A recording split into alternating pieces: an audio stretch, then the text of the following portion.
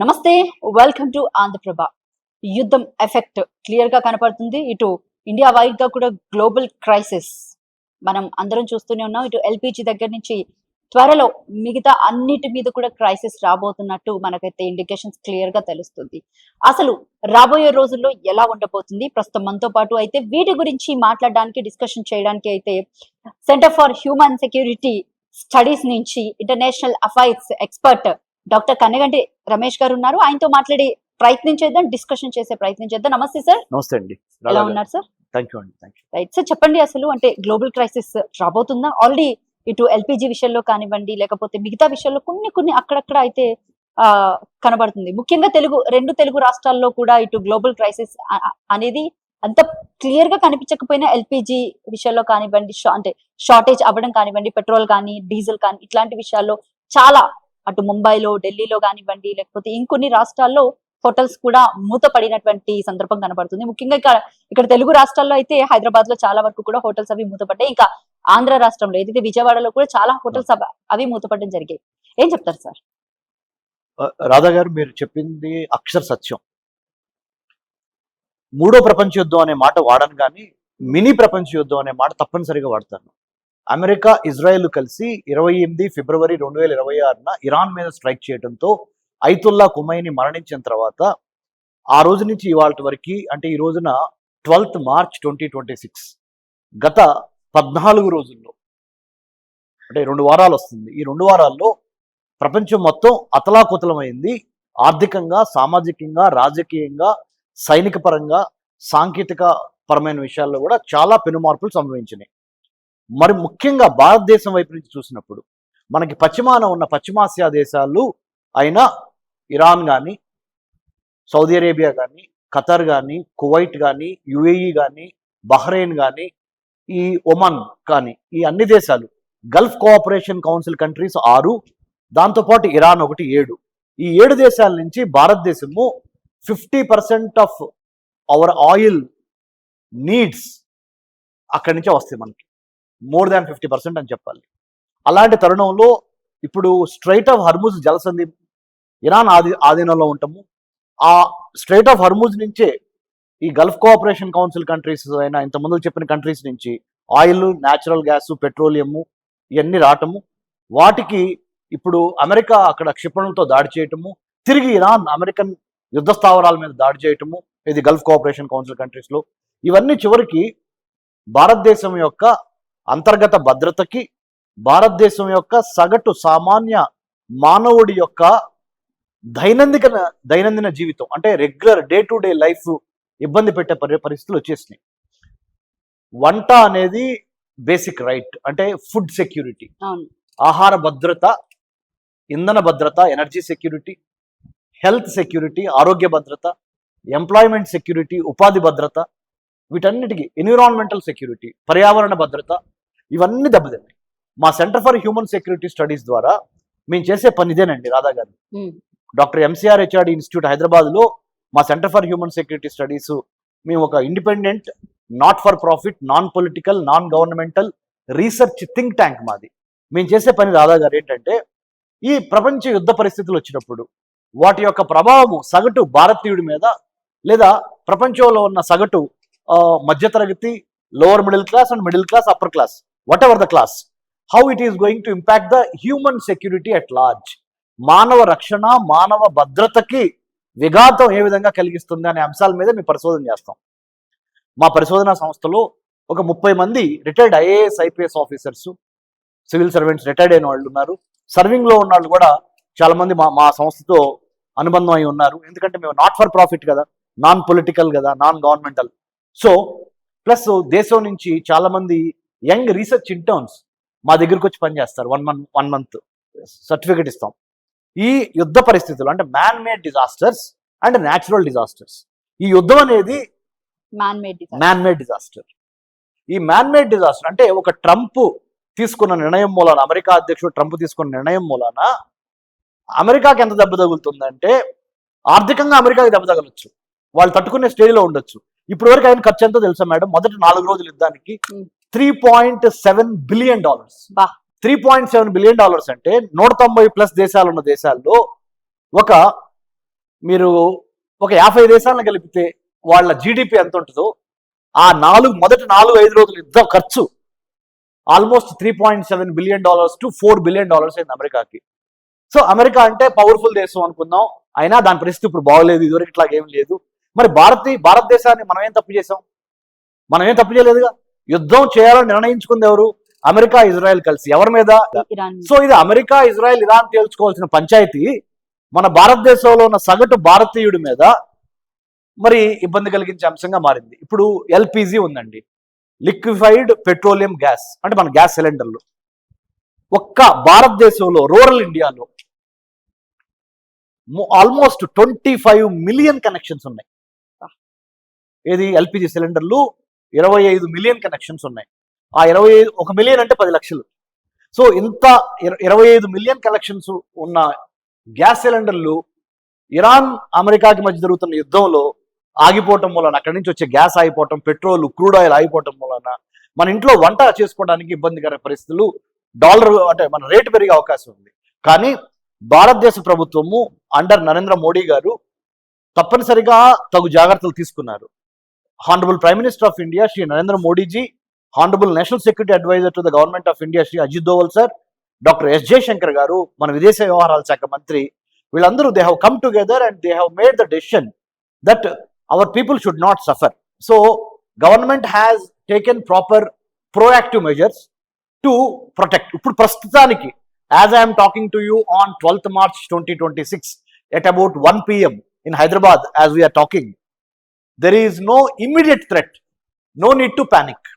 But if the war continues for 1 more month with the same intensity, ఇదే యొక్క తీవ్రతతో యుద్ధం కనుక ఇంకొక 4 వారాలు కంటిన్యూ అయితే మన దగ్గర ఉన్న గ్యాస్ రిజోర్స్ చాలా తక్కువ ఉన్నాయి అన్ని మనకి విశాఖపట్నంలో కొన్ని రిజోర్స్ ఉన్నాయి, కొన్ని మ్యాంగ్లూరులో ఉన్నాయి, అంటే మేజర్గా అవి కూడా ఒక 2 రోజుల నుంచి వారం రోజుల వరకు వస్తాయి.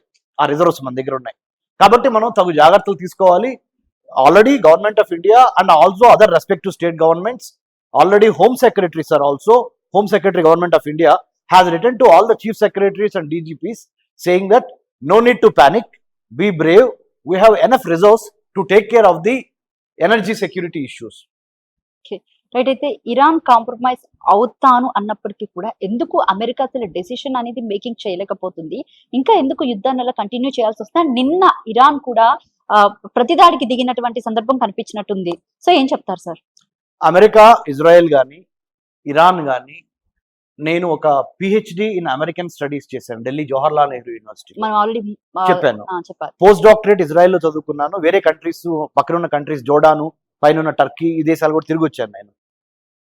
నేను నాకున్న దేవుడిచ్చిన తెలివితేటలతో, లేకపోతే నేను చదువుకున్న దాంట్లో కనుక నేను పరిశోధన చేసిన తర్వాత నేను 100% చెప్తున్నా, అమెరికా కానీ, ఇజ్రాయెల్ కానీ, ఇటు ఇరాన్ కానీ యుద్ధం ఆపుతాము అనే సంకేతాలు నోటి ద్వారా ఊరినే పైనకి చూడటమే కానీ వాళ్ళ చర్యలు మట్టికి, అంటే while they are vocally saying to the public, to the whole world that we might stop the war అంటున్నారే కానీ, but in reality day by day attacks పెరుగుతున్నాయి.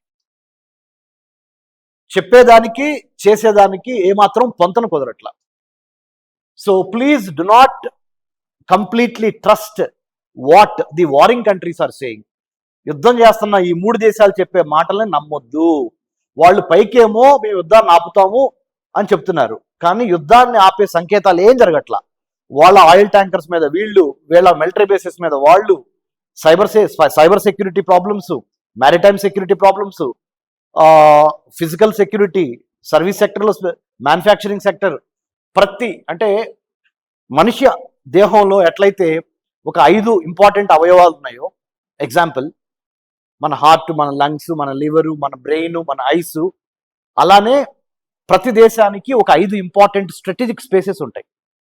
ఆ 5 ఇంపార్టెంట్ స్ట్రాటజిక్ స్పేసెస్ అంటే వ్యూహాత్మకంగా ఆ ప్లేసెస్ చాలా ఇంపార్టెంట్. పోర్ట్లు, ఎయిర్పోర్ట్లు, రాకెట్ లాంచింగ్ సెంటర్స్, థర్మల్ విద్యుత్ శక్తి కేంద్రాలు, ఎనర్జీ సెక్యూరిటీ ఇచ్చేవి, food security, supply chains, health security సంబంధించినవి, సైబర్ సెక్యూరిటీ సంబంధించినవి, మ్యారిటైమ్ సెక్యూరిటీ అంటే shipping, sea lines of communication, shipping, smooth shipping జరగకపోతే సముద్రాల్లో ఒక చోట నుంచి ఇంకోటికి ఇంపోర్ట్స్ ఎక్స్పోర్ట్స్ జరగవు. సో వీటి మీద ప్రముఖంగా యుద్ధం జరుగుతుంది. ఈ మూడు దేశాలు అక్కడ వాటిని నష్టపరుచుకుంటున్నాయి. అవి అంటే యుద్ధము ఆగే పరిస్థితి నాకైతే కనిపించట్లేదు. మరి ట్రంప్ గారు చెప్పిన మాటలంటారా? మీరేనండి, ఇరాన్ అధ్యక్షులు లేరు, అయతుల్లా ఖొమైనీ చనిపోయారు మన బాంబింగ్లో. వాళ్ళ అబ్బాయి మొస్తబా ఖొమైనీ, ఆయన కూడా గాయాలతో ఉన్నారు. ఆయన ఇంకా బయటికి రాలా, కానీ ఆయన సుప్రీం లీడర్గా ప్రకటించారు. ఆయన చెప్పి నమ్ముతారా? నమ్మండి. లేదా Israeli prime minister Benjamin Netanyahu చెప్తారా? నమ్మండి. నేనైతే ఈ ముగ్గురు లీడర్ని నమ్మను. నేను నమ్మేది ఒకటే, గ్రౌండ్ రియాలిటీ ఏంటి? గ్రౌండ్ రియాలిటీ చూసినప్పుడు తప్పనిసరిగా అందరూ యుద్ధంలోనే ఉన్నారు ఈ మూడు దేశాలు. దేనికోసం ఈ యుద్ధం అసలు? అంటే ఎన్నాళ్ళు కొనసాగిస్తారు? ఎందుకంటే ఈ మూడు దేశాలు చేస్తున్నటువంటి ఒక ప్రక్రియ వల్ల, ఒక యుద్ధం వల్ల 190 దేశాలు దెబ్బతింటున్నాయి. ప్రపంచం మొత్తం ఈ రోజు అతలాకుతలం అయ్యే పరిస్థితి క్లియర్ గా కనపడుతుంది. ఇప్పుడు గ్లోబల్ క్రైసిస్ రావడం అంటే అది మామూలు విషయం కాదు. వచ్చేసిందండి. మళ్ళీ తేరుకోవాలి అంటే చాలా ఏళ్లు పట్టే. చాలా మంచి ప్రశ్న వేశారు పర్వతరెడ్డి రాధా గారు, చాలా మంచి ప్రశ్న వేశారు. ఎందుకు చెప్పనా? కోవిడ్ దెబ్బతోనే COVID, Chinese orchestrated venomous imperial design in 2019 to occupy the manufacturing space, the political space, the service sector space, the maritime space, the cyber space. వీటన్నిటిని ఆక్యుపై చేయడానికి China led biological warfare COVID-19 ఏదైతే ఉందో దాని నుంచి తేరుకొని కొద్దిగా 22, 23, 24 ఈ ఆర్థిక సంవత్సరాలు పట్టాలెక్కింది అనుకుంటే మళ్ళీ 25, 26, 22 నుంచే మళ్ళీ యుక్రెయిన్ స్టార్ట్ అయింది. February 24th, 2022 Ukraine Russia conflict. అవును. నార్త్ కొరియా సౌత్ కొరియా మధ్య మిస్అండర్స్టాండింగ్స్, చైనా తైవాన్ మధ్య మిస్అండర్స్టాండింగ్స్ ఎప్పటి నుంచో ఉన్నాయి. India Pakistan, India China, India Bangladesh, right?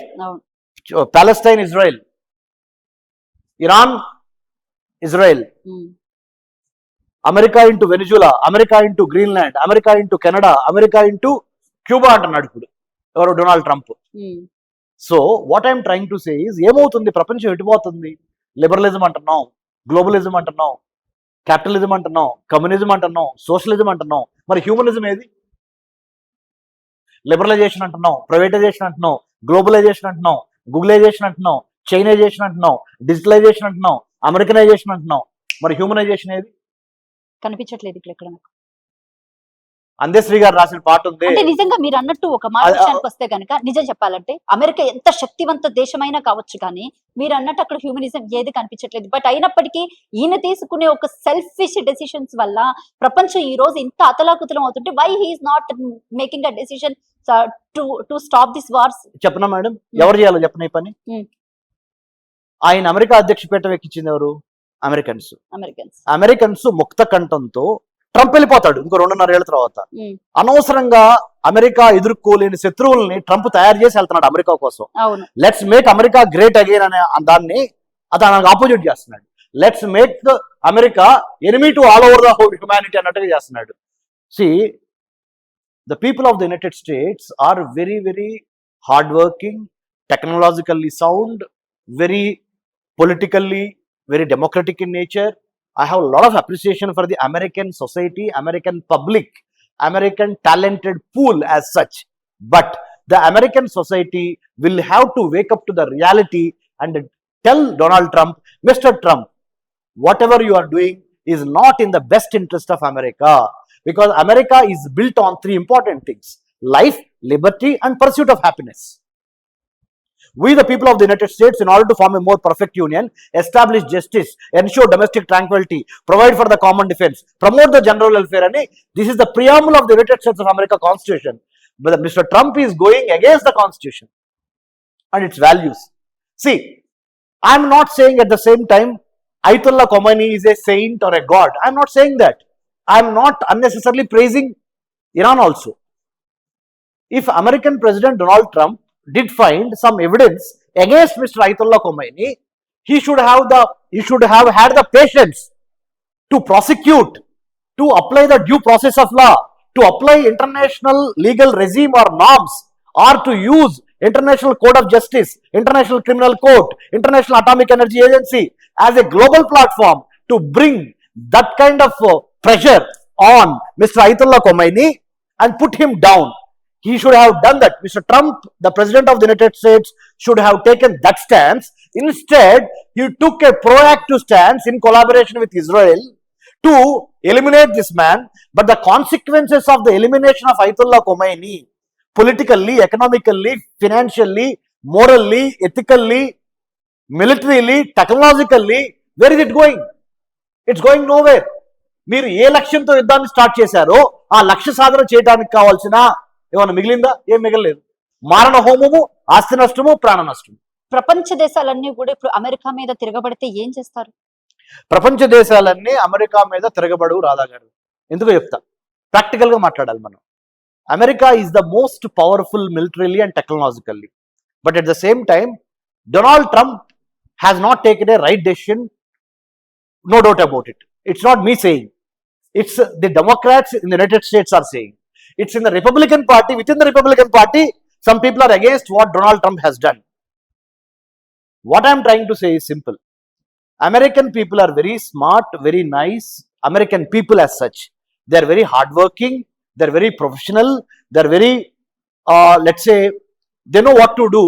They have to bring down the Donald Trump regime. What do I mean by that? Democratically impeachment పెట్టండి, ఆయన కిందకు దించండి, అప్పుడే ఇలాంటి నిర్ణయాలు అవుతాయి. See in the best interest of the world peace, if Donald Trump will have to do something or has to do something, he should resort to a more democratic, secular, universal principles. He has to respect, adhere to the international law. International law లేకపోతే, if you are not adhering to the international law, what does it mean? It means, are we living in a barbaric ఆటవిక, తెలుగులో ఆటవిక సామ్రాజ్యంలో ఉన్నామా, లేకపోతే civil సొసైటీలో ఉన్నామా? Man is poor, brutish and nasty, social contract, ఆ టైంలో ఉన్నామా? థామస్ హాబ్స్, లాక్ రూసో టైంలో ఉన్నామా? లేదు కదా Radha garu. We are in the 21st century where we are democratically, ప్రజాస్వామ్యబద్ధంగా ఒక నాయకుడిని ఎన్నుకుంటున్నాము. అతని యొక్క ప్రవర్తన నచ్చకపోతే, if that particular leader is not in tune of or is not in favour of democratically or secularly ruling the society, you have to bring him down and make some other leader who is ready to follow the democratic secular principles.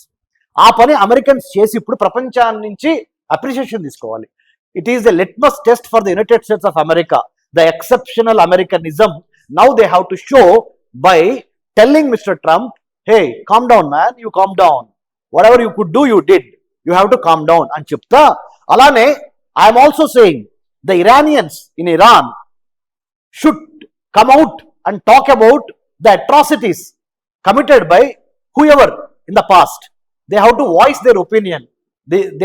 If a woman wants to go freely to the school, college, or if a woman wants to roam around the country with her own choice of establishing her own industry, who are you to stop?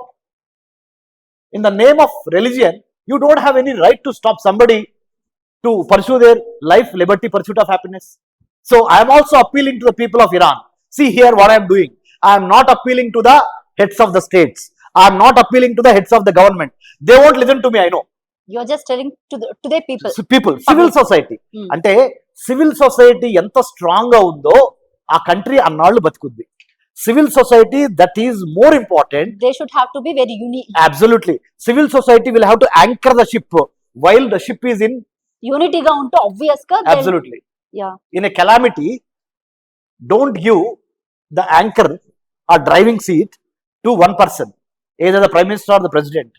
Whether if it is in the calamity, crisis situation, let the informed civil society take up the leadership and show the way, so that we can cut down on the human rights violations, we can safeguard many children. So right now they are not driving correctly. They are not driving correctly. Civil society, అందుకనే అమ్మా, civil society vigilant గా ఉండాలి.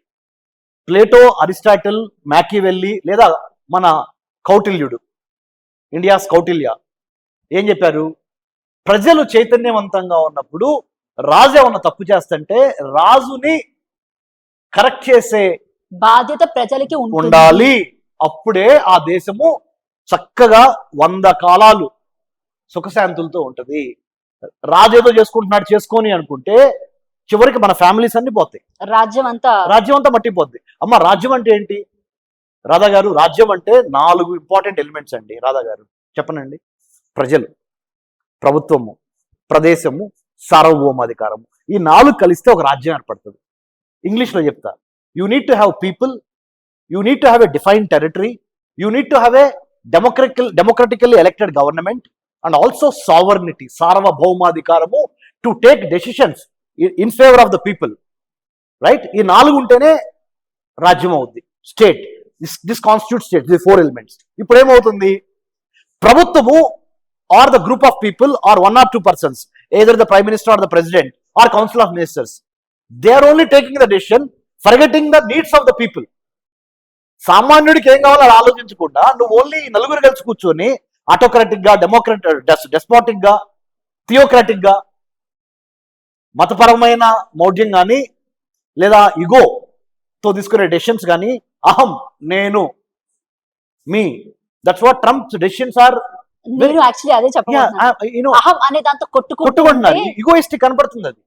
అరే బాబు, there is a way to mend or there is a way to correct people if you find they are not doing well. Let's say you follow the process, నా due process of law, or investigate చేయి, or whatever evidence you have show it to the international organisations. So నాకు ఇక్కడ ఒకటి చెప్పండి, ఇప్పుడు ఇటు north విషయానికి వస్తే కనుక ఎల్పిజి లేక చాలా హోటల్స్ అవి కూడా మూత పడిపోయినటువంటి పరిస్థితి కనపడుతుంది. బట్ ఇప్పుడు సౌత్ విషయానికి వచ్చేసరికి కూడా ముఖ్యంగా అంటే ఇప్పటిదాకా తెలంగాణకు మాత్రమే అయినటువంటి కొన్ని షార్టేజ్ వచ్చి హోటల్స్ అవి మూతపడితే ఇప్పుడు అది ఆంధ్ర రాష్ట్రానికి కూడా తగులుతుంది. అంటే ఏం అవ్వబోతుంది అంటారు? అంటే ఫర్దర్ గా ఫ్యూచర్ లో అసలు ఏ విధమైన షార్టేజ్ రాబోతుంది అంటారు? ముఖ్యంగా 2 తెలుగు రాష్ట్రాల గురించి ఏం చెప్తారు? మన 2 తెలుగు రాష్ట్రాలు భయపడాల్సిన అవసరం లేదు. ఫస్ట్ పానిక్ కావద్దు. Don't get in to panic mode, don't switch on the panic button, be brave. దేవుడు, ధైర్యము, ఈ 2 మన ఆయుధాలు. ఎంతటి విపత్తు వచ్చినా తట్టుకునే శక్తి మన భారతీయులకు ఉంది, మనం తట్టుకుంటాము. కోవిడ్లో కూడా అదే చూపించాము. భయపడొద్దు. But at the same time don't be too ఎక్స్ట్రావగెంట్.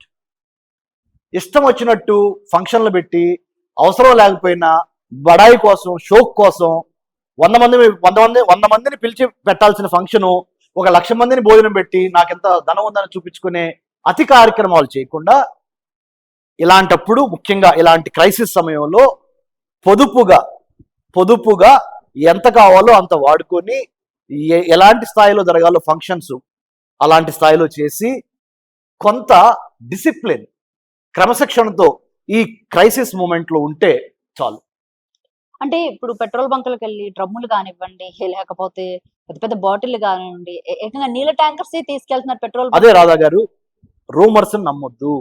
Rumours నమ్మటం మూలాన కొంతమంది బ్లాక్ మార్కెటింగ్ పీపుల్ ఏం చేస్తారంటే, మార్కెటర్స్ లేనిపోయిన దాన్ని సృష్టించి డబ్బు చేసుకోవడం కోసం అన్నెసెసరీ డిమాండ్ క్రియేట్ చేసి సప్లై తగ్గిపోతుంది, సప్లై లేదు, అది వస్తుంది, ఇది వస్తుంది. కొద్దిగా ప్రాబ్లం ఉన్నమాట వాస్తవం. నేను చెప్తున్నాను కదా, as a student of American studies, a doctorate and a postdoctorate, a qualified man, I am telling you, yes, there is a problem, but the problem is not so big enough to be shit scared and do all kind of tamasha. Problem ఉంది, కానీ ఆ problem ని magnify చేసి 70 mm లో అంత పెద్దదేం లేదు. ఇప్పుడు petrol కానీ గ్యాస్ కానీ ఇట్లాంటి వాటిలో కల్తీ జరిగే అవకాశం ఉందంటారు. అంటే ఈ షార్టేజ్ ని యూజ్ చేసుకొని తప్పనిసరిగా ఈ బ్యాడ్ మైండ్ సెట్ ఉన్నవాళ్ళు, చెప్పాను కదా, మైండ్ సెట్ చాలా మ్యాటర్స్. ఈ మైండ్ సెట్ చండాలంగా ఉందనుకోండి, చచ్చిన శవాల మీద డబ్బులు ఏరుకునే వాళ్ళు కూడా ఉంటారు. కరెక్ట్ చెప్పాను తెలుగులో? బాగా అర్థం అవుతుందని చెప్పాను. శవాల మీద పేలాలు ఏరుకునే. ఎగ్జాక్ట్లీ. సో ఆ పనులు చేయొద్దు. డీసెంట్ గా, డెమోక్రటిక్ గా ఉండండి. అన్నిటికీ మించి మన భారతదేశానికి క్రైసిస్ వచ్చినప్పుడు మనందరం యూనిఫైడ్ గా ఉండి, కుల మత ప్రాంత భేదాలకు అతీతంగా, పార్టీలకు అతీతంగా, కాంగ్రెసా, బీజేపీనా, టిఆర్ఎస్, బీఆర్ఎస్, టీడీపీనా, వైఎస్ఆర్సీపీనా, కమ్యూనిస్టీ కాదు, హ్యూమనిజం, మానవతావాదము, మానవత్వము. మనకు ఒకటే ఎజెండా. మన ఆంధ్రప్రభ యూట్యూబ్ ఛానల్ ద్వారా రాధా గారి సమక్షంలో చెప్తున్నా, మన జెండా మువ్వెన్నెల త్రివర్ణ పతాకము, మన ఎజెండా 2047 వికసిత్ భారత్. అంటే by the time India reaches 100 years old, we should be number 1 in the comity of nations. Crisis లోనే మన వ్యక్తిత్వం బయటపడింది. ఇప్పుడు కనుక మనం కరెక్ట్గా బిహేవ్ చేసి, డిసిప్లిన్డ్ గా, జాగ్రత్తగా ఉన్నదాంతో జాగ్రత్తగా, అతిగా ఖర్చు చేయకుండా ఉపయోగించుకుంటే 1 month లో యుద్ధానికి ఏదో ఒక విధంగా ఒక ముగింపు వచ్చింది, మనం గెలుస్తాము, అంతా బాగుంటది. But at the same time అంతా బాగుంటుందనే భ్రమతో కూడా ఇష్టం వచ్చినట్టు చేయకూడదు. అది కూడా చెప్తున్నా నేను. You have to be aware, you have to be confident, but at the same time you have to be little bit precautionary measure. అంటే ముందుగా ఏదన్నా జరిగితే ఏంటి అనేది కొంతవరకు ప్రిపేర్ అవ్వండి. అంతేగాని వేల లీటర్లు పెట్రోల్ పక్కన పెట్టుకోవటము, లేకపోతే వందల లీటర్ల కిరోసినాయిల్ ఇవన్నీ వద్దు. మీరు కొంత బ్లాక్ మార్కెటీర్లకు ప్రోత్సాహం ఇవ్వకుండా, మీ ఇంట్లో 3 కార్లు ఉన్నాయనుకున్నా, ఎగ్జాంపుల్ చెప్తున్నాను, ఒక్కరే వాడండి. ఒక కారు వాడండి. ఇప్పుడు ముగ్గురు కలిసి వెళ్ళండి, మీ అమ్మాయిని అక్కడ డ్రాప్ చేయండి, మీ అబ్బాయిని అక్కడ డ్రాప్ చేయండి, వచ్చినప్పుడు పికప్ చేసుకొని రండి. ఆ రోజు ఫంక్షన్కి వెళ్ళాలి. ఓన్లీ అవసరం లేని ఫంక్షన్కి వెళ్ళొద్దు, అవసరమైన వాటికే వెళ్ళండి. కార్ కూడా ఎందుకు, స్కూటీ మీద వెళ్తే అయిపోతుంది, బైక్ మీద లేదా వేరే alternative sources of energy, mass transportation use చేయండి, మెట్రో యూజ్ చేయండి. కొంతకాలం ఒక 1 month పాటు కొద్దిగా what I'm appealing is be aware, be careful, but don't be panic. There is nothing to be. అయితే ఒకటి చెప్పండి నాకు, మరి అంటే లాస్ట్ అండ్ ఫైనల్ క్వశ్చన్, ఇబ్బంది కూడా పడద్దు. అయితే మోడీ గారు దీనికి సంబంధించినటువంటి చర్యలు అంటే ముందస్తుగా ఏమైనా చర్యలు ప్లాన్ చేశారంట? 100% cabinet committee on security, CCS అంటారు. సిసిఎస్ అంటే ప్రధానమంత్రి గారితో పాటు ఉన్న ఇంపార్టెంట్ కౌన్సిల్ ఆఫ్ మినిస్టర్స్ ఒక 4 ఉంటారు, ఇంక్లూడింగ్ Ajit Doval sir, cabinet secretary గారు, వీళ్ళందరూ కలిసి కూర్చొని ఆల్రెడీ ఇరాన్ అమెరికా మధ్య వార్ స్టార్ట్ అయిన దగ్గర నుంచి అన్ని రకాల, అంటే ఇంధన పరంగా, అంటే ఎనర్జీ పరంగా, ఫుడ్ పరంగా, ట్రాన్స్పోర్టేషన్ పరంగా, సోషల్ మీడియాలో రూమర్ మాంగరింగ్ ఎట్లా అరికట్టాలి, అక్కడి నుంచి మన విదేశీ వ్యవహారాలు అన్నిటినీ చేస్తున్నారు, పర్యవేక్షిస్తున్నారు. బట్ ఇలాంటి సమయంలోనే మనము, నా అప్పీల్ ఏంటంటే మీ ద్వారా, we have to be united in our efforts, కలిసికట్టుగా ఉంటే స్పిరిట్. కలిసికట్టుగా united we stand, divided we fall.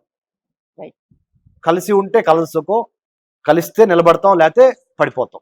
కాబట్టి దయచేసి be brave, but at the same time be aware, don't be over confident, at the same time don't be too inferior, maintain a balance, emotional fitness. Thank you sir, thank you so much. మీ విలువైన సమయాన్ని మాకు కేటాయించినందుకు. ఇది centre for human security studies నుంచి international affairs expert doctor Kannaganti Ramesh గారితో ప్రత్యేక interview. మరొక ఇంటర్వ్యూతో మళ్ళీ కలుద్దాం. Thank you.